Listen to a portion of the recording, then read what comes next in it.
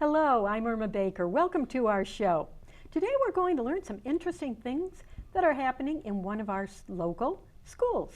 We'll be right back after this message from our sponsor, Mature Services, with the Retired Senior Volunteer Program. That's RSVP. We'll be right back. RSVP of Summit County has been making a difference in our community since 1972. RSVP volunteers are increasing the quality of life by participating in programs and organizations that provide important services to the community. RSVP matches personal interests and skills with opportunities to serve. If you're interested in adding more meaning to your life and improving the lives of others, please call 330-253-4597 extension 166. Welcome back. Our guest today is Erin Simpson. Erin is the principal of Overlook School right here in Wadsworth, and she's doing some interesting things there that I think you will find valuable because they do have to do with values. Erin, it's wonderful to have you with us today. Thank you for having me. I'm excited to be here. Well, I know that just from talking with people who work in your school, for instance, I know one of the tutors over there, and she told me about these marvelous mottos that you have all over the school and that you're doing that to help instill values. Now, I think that people who are not in the school sometimes wonder what's going on in there. Are the kids really learning values? What can you tell us? Well, I think that at Overlook and at all of our schools, we're really trying to instill our students with kindness and respect, and what a difference that can make now as children, but also into adulthood. And as we instill in them and work with them to realize that others are just as important as them and to see the whole picture, it makes for a beautiful citizenship within our schools and really makes a difference for kids. Now, when we think about kids today, they come from a very different background than maybe, even 10 years ago, but certainly 20 or 30 or 40 or 50 years ago. And our viewers range in all ages, but we really gear our show toward older viewers. And as I'm thinking, some of them maybe went to school during the Depression or during World War II or just after that. How different do you think kids are from the way kids were then? Oh, goodness. Well, even from the time I've been in administration, this is my 10th year, and even in the time from being in the classroom myself, just how things have changed. And as a mom, I have an 11-year-old and an 8-year-old daughter, and seeing the changes in them as they go through the different stages. I really do think that kids at the heart are the same. I think that it's different what we put around them in terms of resources and staffing and some of the expectations for learning and the levels where we want kids to go to. But I think at the core, kids are still kids, and they love to be kids, and they love to interact with one another and naturally accept one another. So when I think of that piece, I think that's a universal. I just think we're changing kind of the environment around them and those expectations and material resources. Well, how do you create the balance between the very materialistic, I want it all attitude that we often see in children, because children are pretty much self-centered. How do you help create that balance between that and bringing in this idea of the world has many people and the people are good? Well, we actually have a theme that we've had in our building since even the old Overlook was in place, and we are a bucket filling school, and as bucket fillers, our students think of themselves and everyone in the world with an invisible bucket, and you either fill up someone's bucket with good acts, good words, acts of kindness, or you dip from someone's bucket if you're not so kind. And so when we work through that and we talk about our bucket filling 5 expectations of how students should behave in school and treat one another and be responsible for what they do, that I think starts to get that other person out there and see that it's not all about me, and I have to think about everyone else and how I can treat them with respect and how I can treat them with kindness and use kind words and my hands and feet for helping, not hurting. All those pieces I think we're instilling and we're working on just in different ways than maybe we were when I was in school and those times. So. Oh, well, I've heard of bucket lists, Yeah. but I've never heard of filling the bucket Yes. or drawing from the bucket. Yes. That's a very interesting concept. Is that something that you learned in your administrative training, or is it something that is from your own creativity? Where does it come from? There's actually a book, and I wish I had the author, it's not coming to me right now, but there's a book for adults, How Full is Your Bucket? And then they've taken from that off to the students. So Have You Filled a Bucket Today is the kids' version of the book, and they have a few others.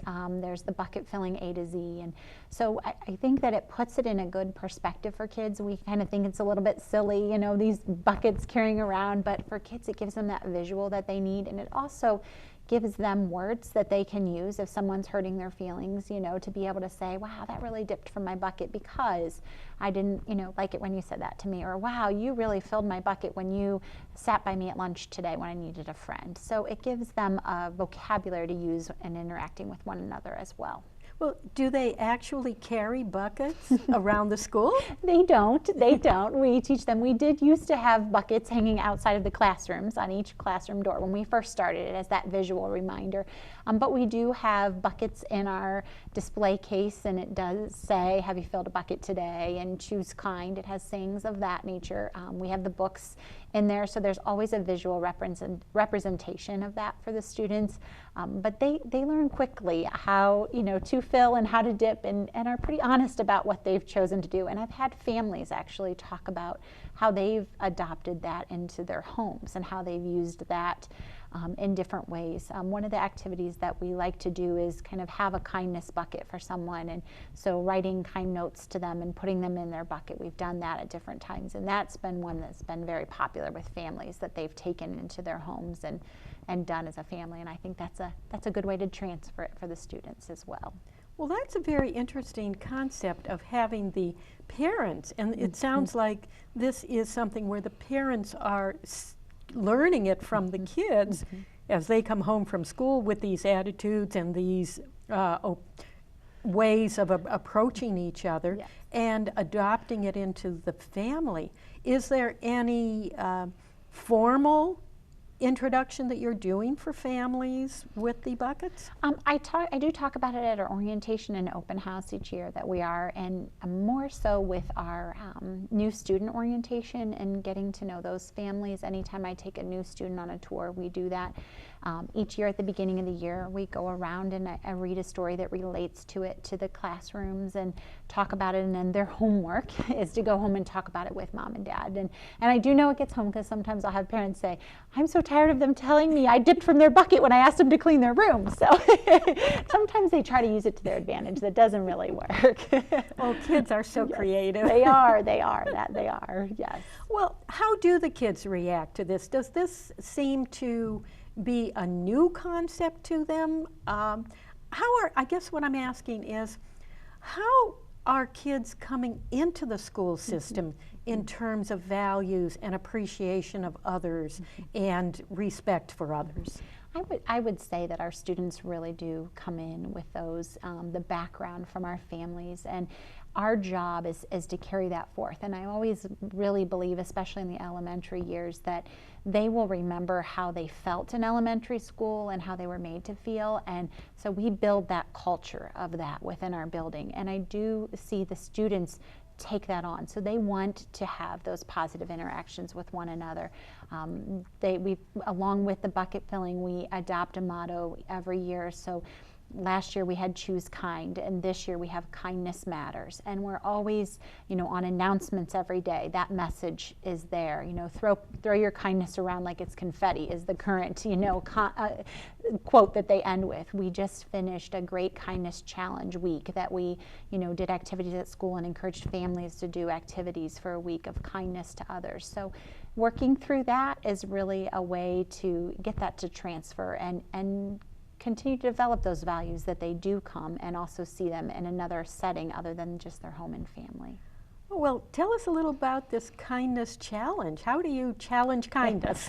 Well, it's actually a national movement that they have, and it's always 1 week in January that they try to get as many schools and students participating. And they have resources, but we do different elements. So this year there were 50 challenges on that families could do and the students could do. In addition to that, our student council came up with classroom challenges for each of our classrooms to do.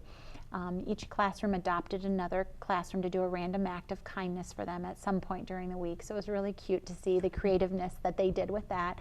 And then we had spirit days that tied into it. You know, kids love that, to get creative, and so we had a Tied Together by Kindness, and they wore ties. And we had Team Kindness Day, or Nothing Beats Kindness, and they got to wear their team gear. And then our Overlook t-shirts this year, on the back say Kindness Matters. So on the last day, we all wore our t-shirts, and every class took a picture of their kids in their shirts doing something fun. So it's just keeping that message out there and reminding them that kindness truly does matter and can be the difference for someone.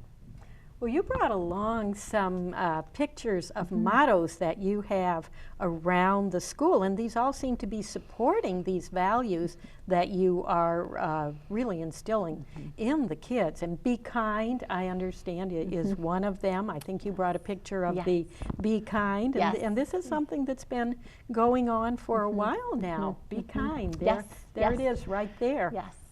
And look at those kids all with their red shirts and all.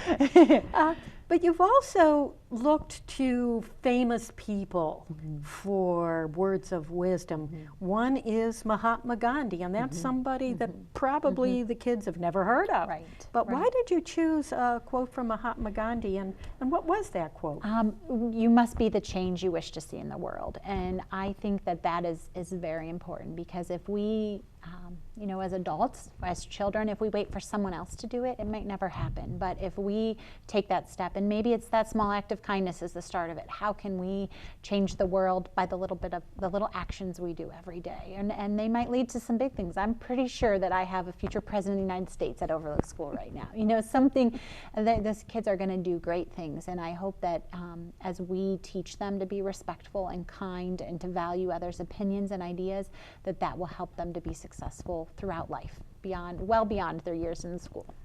And it certainly is in broadening their understanding of the world when you bring in a person like that, like Mahatma Gandhi, little closer to perhaps their age group would be the quote from Dr. Seuss. Yes, the one I have, only you can control your future. You know, one of the pieces that we always talk about is what you choose to say and do. You are in control of that. So we have the kindness confetti saying this year. Another saying that we've always had on announcements is, make it a great day. The choice is yours. So really, you have the choices. What you choose today to do is going to make it a good day or a bad day. And so really getting the students to hear that and believe that and live that is our goal. Well, certainly you're hitting all bases on that. Because as I looked through the mottos that you have around the school, you even have one from a fictional character. You have the great Harry Potter represented. Yes. Well, that's one that draws eyes to it. You know, the students see Harry Potter and they're into that. But, you know, believing in yourself and knowing that you can do it. You know, there's a lot of talk today about grit and how we persevere through tough times and how we can really accomplish anything we want through our actions and our perseverance. And so that quote really stood out to me. I'm a person that loves quotes. I put one in every weekly bulletin I send to my staff. So it just kind of has happened naturally. And when I saw them, you know, that we could get them to put on the walls and have them as those reminders for kids and for the adults that come into our building as well. You know, that they're just as important that we read those every day as adults, as our students. And so it's a little touch of that character building and those values, and a reminder of who we are, and the decisions we make will shape who we are as well. Well, sometimes we think that once a child is inside the school building, they're cut off from the rest of the world. But certainly these mottos and the values of kindness and respect that you are teaching them take them beyond the walls of the school. But also, every school now is really a community place. You do have staff, you have Yes. volunteers, Yes. you have others. How does this work within the community? Do you see it working within your school community? I really do. I feel very blessed. You know, our Overlook community is very strong of parent support and involvement and grandparent support. And, you know, when we have events that happen at school, we have all generations represented. So as we see that, you know, when the parents are in there, they see these pieces throughout the building. Another piece that I do, and I didn't send one of these to you, but we use pictures of our students and that we get from our photographer that does our school pictures, and they make framed posters out of them, and we put those quotes with those. So, you know, laugh and be joyful, and maybe I sent one, I can't remember, but, you know, using kids so they also see themselves in it. It's not just words on the wall. But I do believe that what we put in place lets people know the culture of our building, and when you walk in, someone is there to help you. Someone is there to show that respect and kindness and show you what Overlook is all about. And I really do think that happens from everyone in our and within our building. We are a team, all of our students, all of our staff members, and each of us contributes in a different way to make it a very special place. Well, that sounds like it's another value that you're instilling, that value of cooperation and the value of teamwork. Do you see that a lot? I do. We do a lot of collaborative projects within the classrooms. My teachers are great at bringing that in between grade levels. You'll often find in our hallways older students reading to younger students and buddy reading. You'll see them helping. We have preschool in our building, and so you see some helping out there that's adorable. There is a sense of that I give back to my community.